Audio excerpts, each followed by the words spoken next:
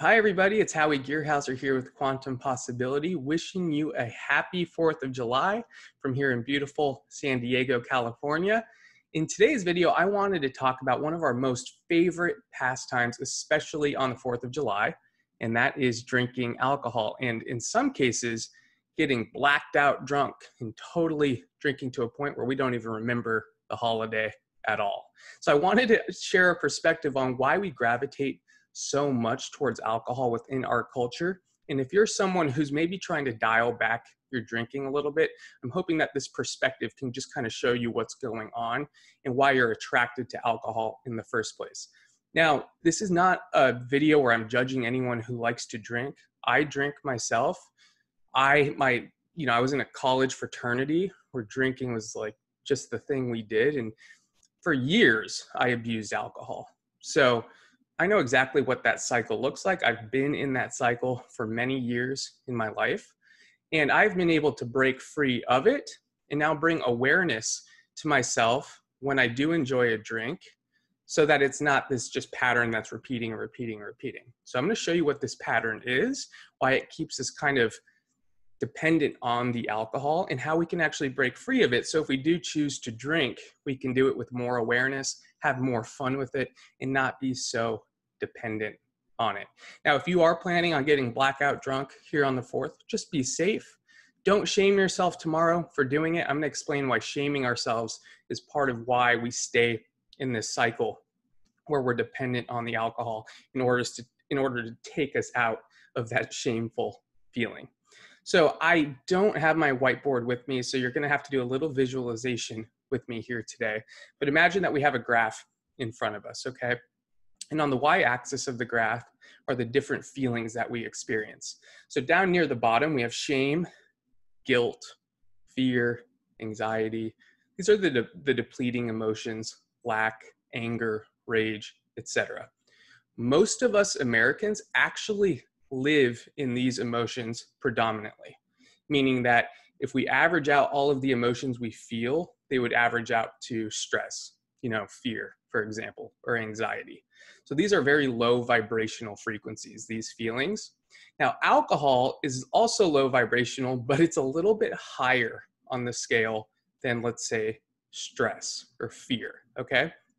So when we drink alcohol, we're actually increasing our vibrational frequency just a little bit, okay? So we're going from stressed out to, okay, I feel a little bit more relaxed. Now, a good example of this is like you have a stressful day at work and you just can't wait to get home and have a few glasses of wine. Again, don't judge yourself for doing this if this is you, but I just am trying to illustrate the point here. What we're doing is we're stressed out, and then that glass of wine is going to take us out of that stress response just a little bit. Now, here's the thing. If we overdo it, like let's say we end up drinking a whole bottle of wine instead of just a glass, we'll actually just kind of be pressing the accelerator too much at the vibrational frequency of alcohol to where we have to have a reciprocating drop in energy in order to balance it out because we're doing something exogenously. So when we drop below, that's the hangover, right? And the hangover feeling is typically aligned with more of a shame or guilt driven feeling, which are the two lowest vibrational feelings human beings can experience. So if we're shaming ourselves or guilting ourselves for drinking, what then happens is now we're at the total bottom of the scale in terms of the way we feel. So now that alcohol is seeming even higher compared to our average. So now we're in this cycle of, in order to get out of shame and guilt, I'm going to use alcohol. And then I'm going to guilt and shame myself again. And then I'm going to drink alcohol again. And that's why we end up overindulging and stay in this repetitious cycle, is because it's really the feeling of shame and guilt that's making that alcohol seem more attractive, okay? And again, I've been caught up in this cycle for freaking years. Starting in college, I was in a fraternity where we were drinking beer like it was water. It was all about partying. And after college, through my mid-20s, essentially, that was the culture. It's like we're partying hard on the weekends, even some weekdays. That's just what everyone did. And when you don't bring awareness into what you're doing and you get caught up in these cycles, for a lot of people, what ends up happening is they hit rock bottom. So they get to a point where they're drinking so much and feeling so guilty about it that they just, they have to go to rehab. They get fired from their job, their relationship ends. They start getting almost messages from the environment that, hey man, you gotta look at what you're doing here. Like, we need you to get out of this pattern. All right.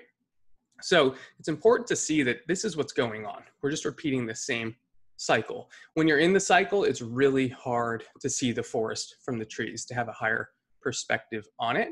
So don't beat yourself up if you're in the cycle. That's why I'm offering this perspective, because I've been through this. I can see it now for what it really is.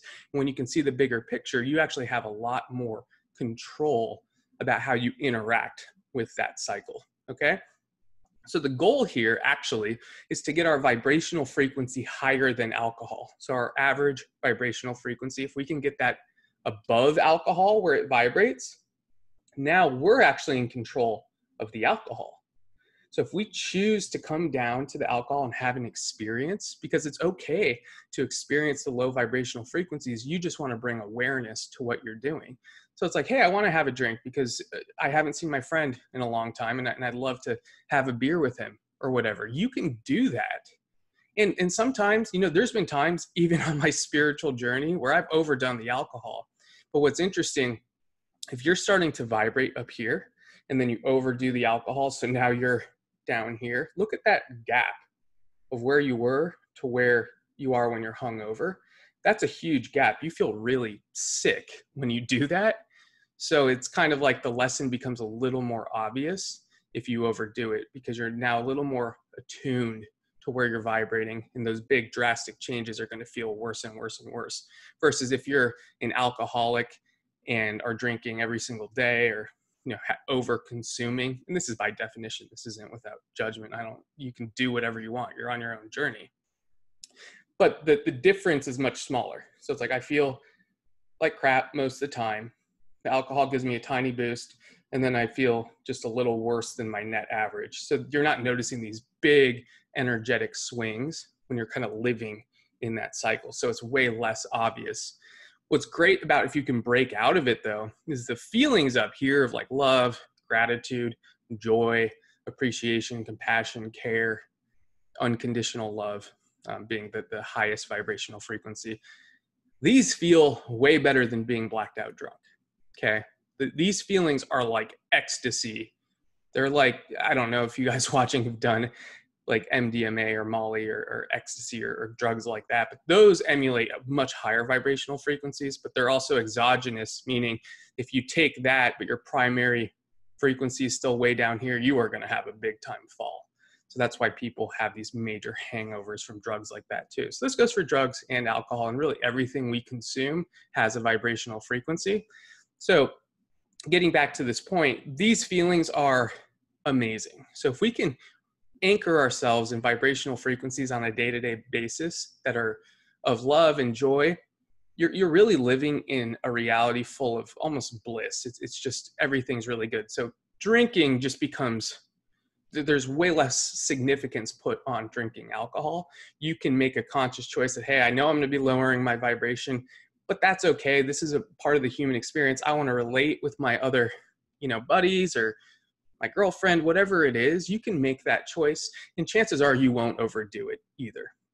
So if you can do this in moderation to where you don't have this big hangover effect, you might not even notice the difference. And as you add to your toolbox more things that you can do to raise your vibrational frequency, you can kind of plan ahead. Like, hey, it's the 4th of July. I might have a little more to drink than I normally would. And tomorrow, I'm just going to have a plan, my morning routine set in place, so I make sure I get my vibrational frequency back up to where it was, and kind of have a structure for it. It's this mindless drinking where we don't bring any awareness to it that for me was really important to escape. Being caught up in that cycle for me was getting really depressing, and I didn't want to have a situation where I hit rock bottom with it. Eventually, I had to make a choice. I had to do something different. What some of us also do, and this is another perspective to consider, is we'll go cold turkey on drinking, right? We'll say, I'm done. I'm going to do 30 days sober. And maybe 30 days turns into 60 days. I've done this many times myself, and there's nothing wrong with doing that. The thing you want to be careful, though, is that you're not judging yourself, like, oh man, life sucks now that I'm not drinking, and you just become a hermit and a recluse in your home, and you're judging everyone else for drinking, because judgment is a very low vibrational frequency too. So maybe you're not hindering yourself with the alcohol, but you're still judging people and you're still unhappy. So when you make these choices, make sure you're doing all of it from a place of love. If you're someone who's drinking every day or drinking every night or overindulging, just love yourself for the journey you're on. Love yourself for not knowing any better with where you are right now. Because when you can start to love yourself, you're not going to play the shame game anymore. In fact, if you can even look at today, let's say we're looking from tomorrow's perspective on today and you overdid it and you feel like crap. Just say like, yeah, I feel like crap, but man, I am good at drinking. Wow. Like they gave out a gold medal for drinking. Like I would have that freaking gold medal. Start showing love to the things that you're doing well, even if it's something that our mind is deeming bad or that we're shaming ourselves for. Show love to that thing and you'll find that you lose the significance on it. You don't feel like you need it as much. You're not clinging so tightly to it. So love yourself for where you're at. But if you are someone that your intuition is telling you, we got to make a change, this is getting a little out of hand, look at it from this perspective. And we have a lot of tools on our YouTube channel and in our Instagram page. By the way, if you're not following me and my dad on Instagram, please give us a follow. We haven't been posting on that, but we're starting to now as another way to communicate with you guys. So make sure you go follow that. But we're posting all sorts of things you can do to raise your vibrational frequency. That way you don't need to rely on alcohol to do that for you. And alcohol can be just something as a part of your experience if you choose to go there. I have a lot of friends that have chosen to just stop drinking, but they're still loving and happy and they don't judge.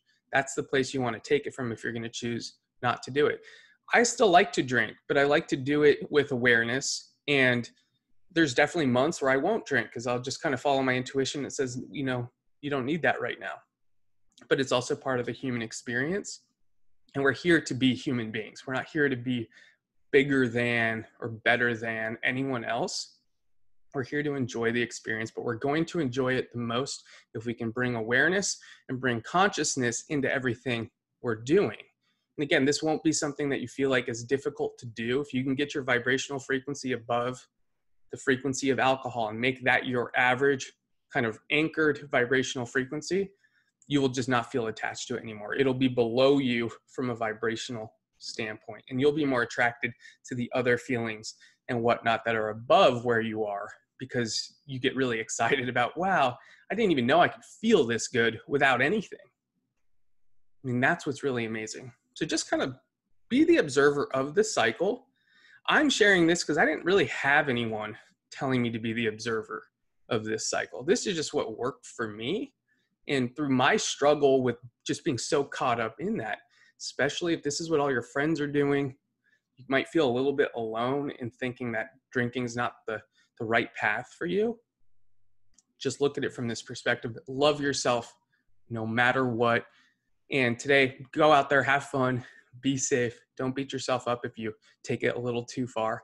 And hopefully this was helpful. Have a happy 4th of July. We love you guys. I'll talk to you on the next video. See ya.